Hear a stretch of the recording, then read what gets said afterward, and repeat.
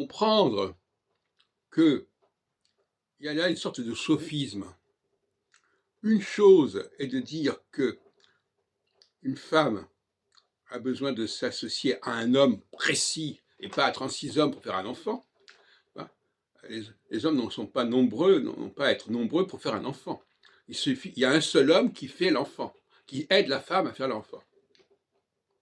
De là à dire que le père est nécessaire à l'enfant, et que ce père nécessaire à l'enfant, c'est forcément le père géniteur, là il y a un glissement qui est tout à fait inacceptable. Ça n'a rien à voir.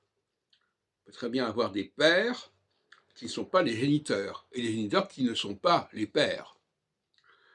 Donc, le couple est fondé sur cette espèce de raisonnement un peu étrange, puisque il faut un homme précis pour faire un enfant, il faut que cet enfant ait un père précis, et que la femme forme un couple avec cet homme.